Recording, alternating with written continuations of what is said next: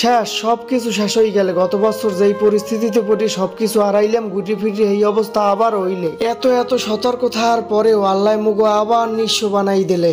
আসসালামু আলাইকুম না ভাইরে রাফারা, মুই হইলাম বাপ্পি বরিশালে মন উড়াইলে লবণ দিয়েছেন নাকি মুই দিমু। সবাই ওয়েলকাম জানাইতেছি মোর নতুন একটা ভিডিওতে। হানি চলিয়ে যাওয়ার পরে তুরতুরিয়ালে মগু পিলুর রাইকে যাওয়া লাস্ট স্মৃতি। প্রত্যেক রাইতে ওরে কোলে লই খারাই ছাদে বইয়ে গাড়ি দেখতাম। গ্রাম দিয়ে হঠাৎ করে শহরে আওয়ার পর আটকা জায়গায় থাইকে ও একসের ছটফট করতে, যার পান্নি ওরে লইয়ে প্রত্যেক দিন মোরা বাইরেইতাম। খুবই আতঙ্কের মধ্যে দিয়ে দিনগুলো কাটতে আসলে, আর শেষ পর্যন্ত তুরতুর ও অসুস্থ হইয়েই গেলে। পরদিন সন্ধ্যাকালে দেখি তুরতুর বমি করছে। দেরি না হইলে এককালে তাড়াহুড়ো হইরে রেডি হইয়া হাসপাতালের উদ্দেশ্যে রওনা দিলাম। গরমে গামের ঠেলায় ঠেই যেন গোসল করছি, তবে ওইসব দিকে মগো খেয়াল আনলে না। মগো লক্ষ্য একটাই, তুরতুরের সুস্থ বানাইতে হইবে। তন্নি মোরসাইও বেশি চিন্তায় পড়ে গেছে। তুরতুরের ইঞ্জেকশন একটা দেওয়ার লগে লগে ভয়ের ঠেলায় যাইয়ে ঢোকছে জালনার মধ্যে, হে আর বাইরেইবে না। ওরে এক একটা ইঞ্জেকশন দেওয়ার কালে ধরিয়ে রাখতে যে মগো কি পরিমাণ কষ্ট হয় হ্যাঁ কেবল মোরাই বুঝি। ওইতে আছে গ্রামের বিড়াল, ও সবসময় গ্রামের খোলামেলা পরিবেশে দুষ্টমি করতে করতে বড় হইছে। তুরতুর, তুই ঘুমাইতে আছো না ভাইরা? 2-3 দিন খুবই মানে একটু স্বস্তির মধ্যে আনলাম যে হয়তো তুরতুরের কিছু হয় নাই, তুরতুর ঠিকঠাক আছে। তবে খাবার দাবার খুবই কম খাইতে, আর এই জায়গায় ওই জায়গায় যাইয়া খালি জিমেইতে। মনে করছি যে বাড়ির দেয়া এই বরিশাল আইয়া এই আটকা জায়গায় থাহে, হের পেনে হয়তো মুড সুইং হয়েছে, যার পান্নে একটু কম খায়, আশেপাশে যাই বই থাকে।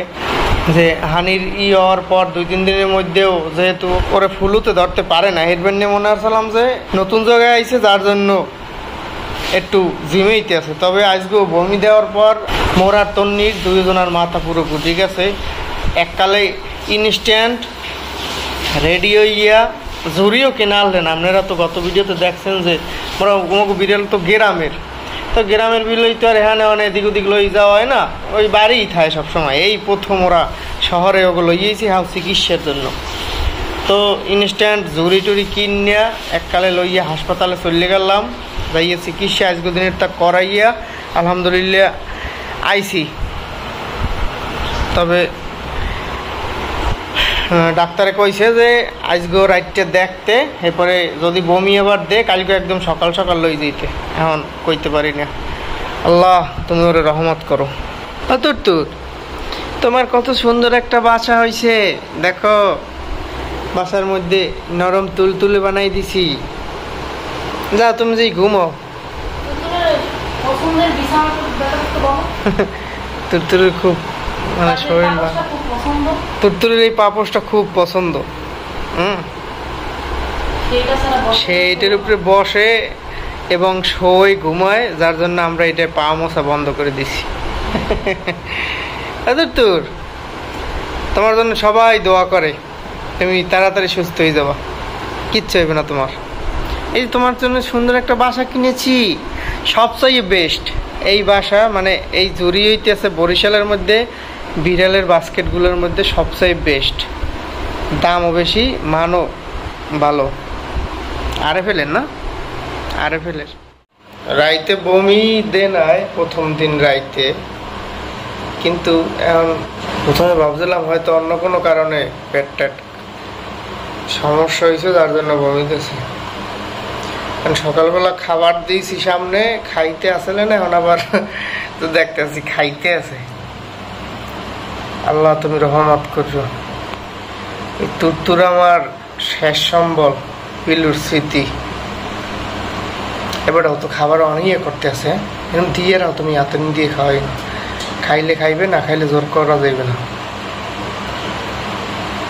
আমার তো মনে হয় যে না খাওয়ানোটাই বেটার। তুরতুর খাও, শোনা খাও।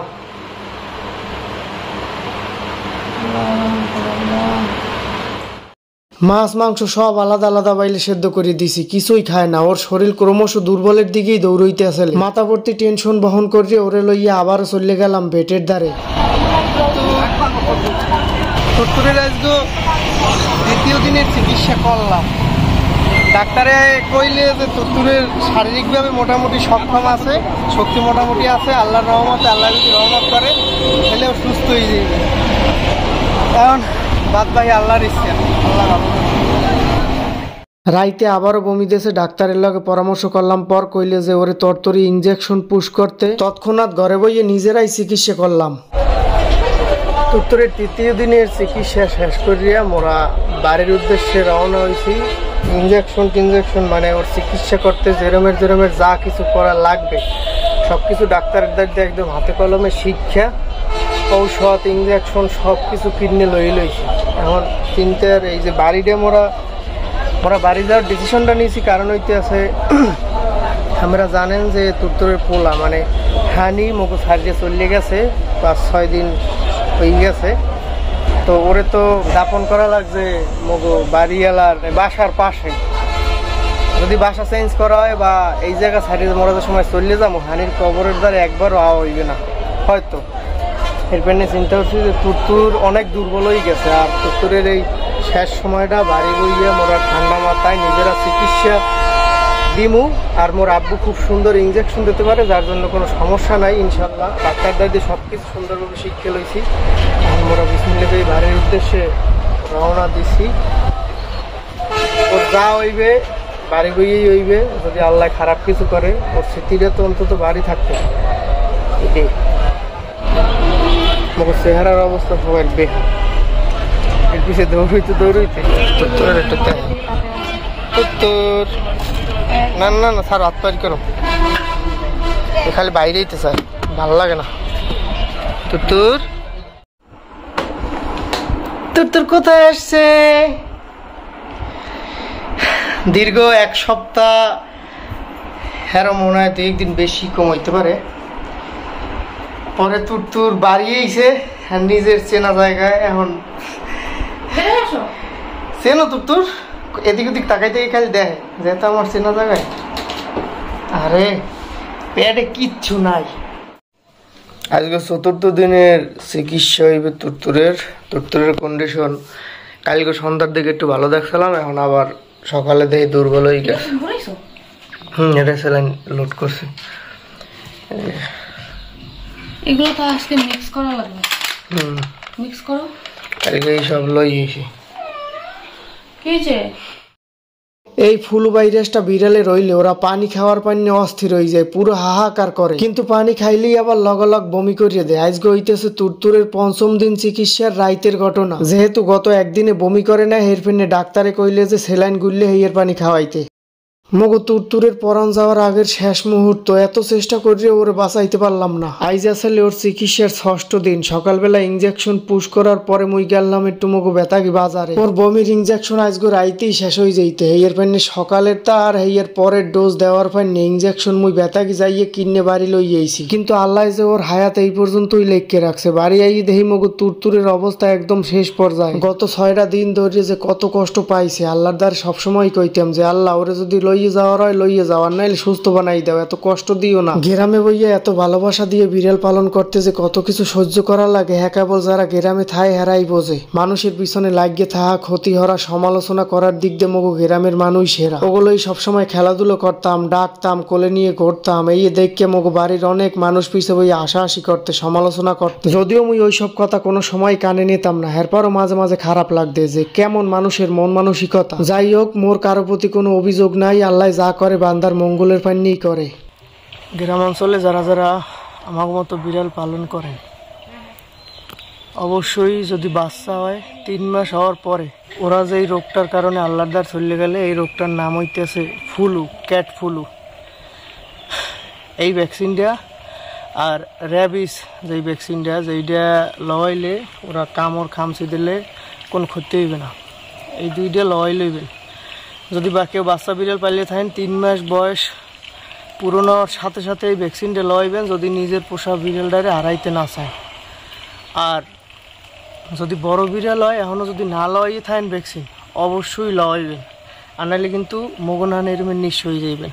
আমরা আমার গত ভিডিওতে দেখছেন যে টুকি টুনি পিলু সব চলে গেছে, আর এইবার হানি তুরতুর ওরাও চলে গেলে। আপনারা যারা পালন করেন অবশ্যই ভ্যাকসিন লইবেন। 2টা ভ্যাকসিনে হয়তো 1400 টাকা লাগতে পারে, আর এটার মেয়াদ হইতে আছে 1 বছর। 1 বছরের মনে 1400 টাকা নিজের শখের একটা নিজের ভালোবাসার জিনিসের দ্বারে এটা সুস্থ রাখার জন্য ওটা কোনো বিষয় না। আর ওটা চিকিৎসা ফুলু হইলে চিকিৎসা করলে বাঁচার সম্ভাবনা থাকে 100-র মধ্যে হারাগায় 10 কি 20%। যদি ভ্যাকসিন না লওয়া থাকে, আর ভ্যাকসিন লওয়া থাকলে বাঁচার সম্ভাবনা থাকে 70-80-90%। যদি ভালোবাসার প্রাণীরে আবারও কইতেছি, যদি ভালোবাসার প্রাণীটারে বাঁচাইয়ে রাখতে চান নিজের কাছে, অবশ্যই এই ভ্যাকসিনগুলো লওয়াইয়ে এরপর পালন করবেন। আল্লাহ হাফেজ।